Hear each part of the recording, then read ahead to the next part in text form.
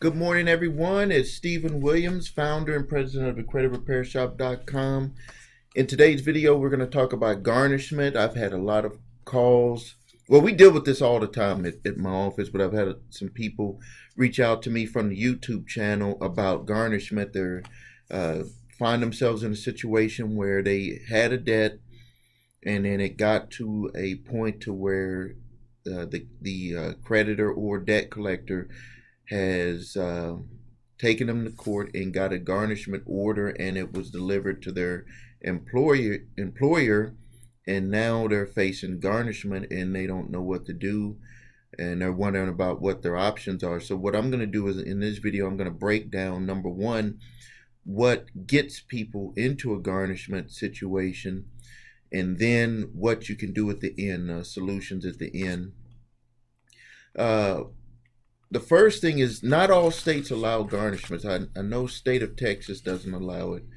You'd have to look up the laws in your state to see if they even allow garnishments. But I could tell you this: if you have a garnishment coming at you, you know that your state allows garnishments. So the first thing is the steps that get to a garnishment, because a garnishment just doesn't just jump out, except in some cases. I've seen it in certain states where they actually don't have to get a judgment to do it. There's certain states that don't, but it also depends on a particular type of item that it is. Every state has different laws on what they allow companies or debt collectors to do to collect the debt. So I'm just going to kind of base it off of what we do here in the state of Wisconsin, and then it can vary from state to state. You're going to have to do a little bit of research. I can't do it for all 50 states. If you were a client, then we would look up exactly what happens in your state. Now, the steps to get to a garnishment, is that you're going to get a letter in the mail from a debt collector or a creditor, and they're going to be wanting to know, are you going to pay a debt? And we've talked about in other videos the validation process and all of your rights and stuff on that. I'm not going to go into that. You can look at other videos on that. I'm just going to go down the row of what will happen to lead up to a garnishment. So you get the letter in the mail. They want to get paid their money. Next step that they do is they're going to do a summons, take you to court. If you don't respond to that summons, or even if you do go to court and you lose and they end up getting a judgment against you, the next step they're going to do is they're going to pay an additional fee to go back into court and get a garnishment order. And if you win in the judgment and they don't get a judgment, there's not going to be a garnishment order. There's no possibility of it. But if they get a judgment, either by default, which is the way that they mostly get them, is by default, where you don't show up in court, they'll get a default judgment. Or even if you do show up in court and you just don't prove your case, you don't have all the information to fight it to see if the debt is valid, they're going to get a judgment order, and then they're going to use that judgment order to go to the next step. And when they go to the next step, it's just to get a garnishment order to garnish your wages. And so what I see debt collectors doing is they're going to do their research. They're not going to try to get a garnishment against someone that they that doesn't have money, or they don't think that they're going to be able to get the money from. So once they get that garnishment order, they're going to send it to your employer, and your employer is going to notify you. And I've gotten these with my other companies that I own. I've actually gotten garnishment orders for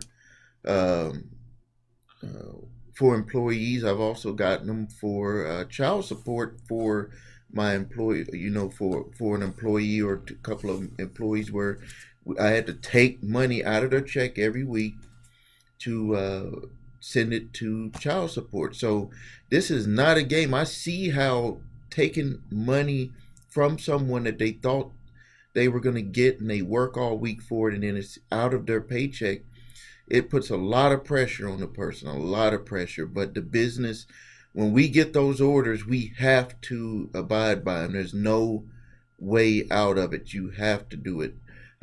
So your employer is going to take that money out of your paycheck. No ifs, ands, buts about it. And they're going to basically go with what the court says is allowable, or what the debt collector is asking for. And this is where you have some options that you need to pay attention to, because with every garnishment that I've seen, that there's a garnishment worksheet that is provided. And if they don't provide it, then you need to understand the garnishment laws for your state, because there's, regardless if they get a garnishment, there's laws and guidelines that they must abide by to be able to take a certain amount of money out of your paycheck. Some states call it a poverty guideline. Some states call it a garnishment worksheet. But all states have this guideline, and it states, and they call it poverty guideline in my state, but it's really not a poverty guideline. What it is it's just saying that if a person with dependents is making under a certain amount of money, we don't want to put an extra burden on them to pay this debt. Yeah, they should pay it, but at this time, with their financial standing, we are allowing them to be able to pay their expenses, because it's just going to make it worse if they're going to end up owing more people, and they're going to be put out on the street, and it's going to put pressure on the system to actually take care of this family and the kids because of the garnishment situation. So they have like a baseline where they're like, let's allow people to be able to take care of their family, and then we will, there's a certain amount of money that's allowable to be taken out on a garnishment. Because if you didn't have that, then people would be garnishing people, and they wouldn't have any money to take care of themselves and their family. So using those, in our state, they call it a poverty guideline. You would be able to look up to see, according to how much money you make, either weekly or bi-weekly or monthly. In consideration, they also put in consideration your dependents, and from that, you'll know if you can be garnished. If you fall under that guideline of being where you would be considered where you can't be garnished, you would just have to simply write a letter notifying the court and notifying the debt collector or the attorney or the original creditor that you, according to the state statutes, that you cannot be garnished. And you just mentioned the law. They'll usually have, they change that poverty guideline. I've seen them raise it, I've seen them lower it.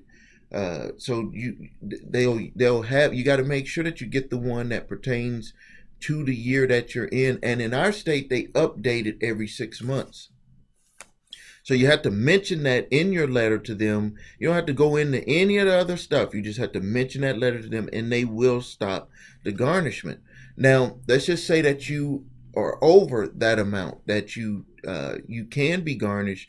Then your next step is you need to look at that garnishment worksheet to see the amount that is approved to be garnished out of your paycheck. And they figure that there's a formula. Every state has it a little bit different, but there's a formula that they'll run it through. If you're not good at math, it's like taking an algebra test. So if you doing an algebra worksheet, because they're going to ask you certain things, and you're going to have to refigure off of other answers that you gave above. I think the worksheet is put together to kind of catch you if you're trying to lie, and also to just try to mix you up. In my office, we see a lot of people that just don't know how to fill out the sheet, or they just start filling it out and they feel like it's just too complicated to finish. But if you do that, you'll know an amount that they can garnish, and we've done those for clients, and the garnishment amount had to be changed because they were taking away too much money. So if you don't do this, the debt collector or the original creditor, they're going to just take whatever amount that they feel that they can get away with. Now, when you do that worksheet, let's just say that you already have a garnishment in action, and you do the worksheet, and you fall under the poverty guideline. Did you know that you can actually get all of that money back from them? So if you've been paying a garnishment and you find that you're under the guidelines for your state, or for the poverty guideline, or whatever they call it for your state, that you will be able to recoup all of the money that you paid in that garnishment. They'll have to cease it and then return that money to you. If they have been charging you more than what is allowable by law, you would be able to recoup the amount that was the overages. And crazy thing about it is that, and I talk about this with my clients, is that when you're dealing with these companies, you're just a number. It's not really you. It's just you're a number. They're trying to get your case resolved so they can move on to other ones. And you'll be surprised at how easy and how quickly they will refund money. It's like, why, if you're giving me everything back so fast, because you shouldn't have taken the money, why wouldn't you have kind of slowed down and made sure that you could take the money? And that's because all you are just a number to them. It's not anything personal. They might make it seem that way. The operator, the debt collector might make it seem that way, but it's really not anything personal. They're just trying to get the garnishment so they can move on to the next customer. So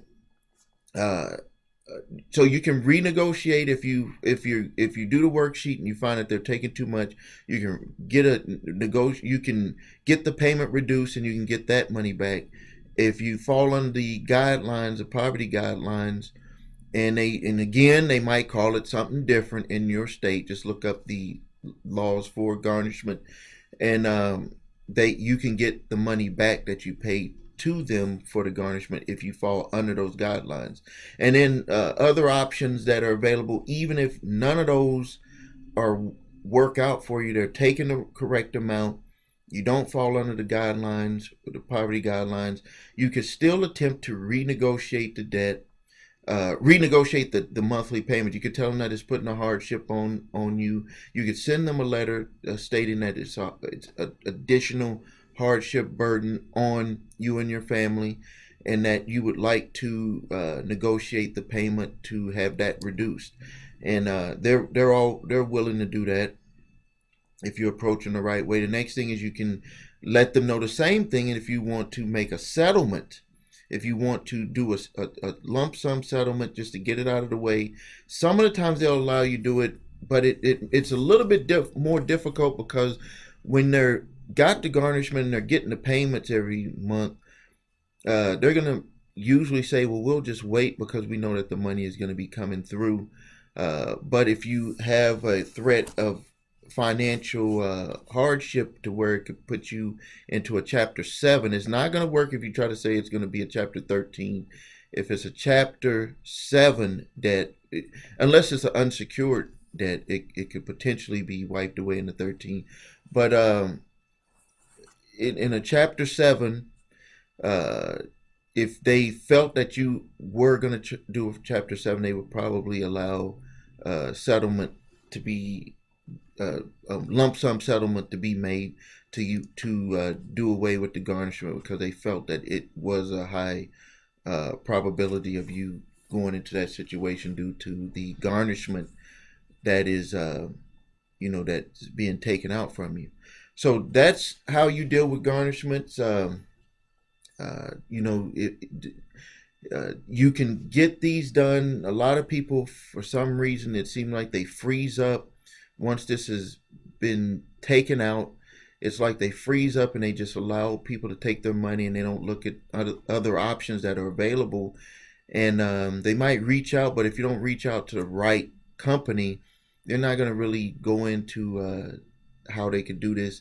And that's mainly because if you are, they're going to charge you a lot of money to even respond and see what your situation is, and you're already struggling to pay your bills. So attorneys and certain companies don't even want to deal with you with this. This is why I make these videos, why my company helps people with this, because these types of services are not done really by companies, because there's really not a lot of money that's able to be made in with helping people with these.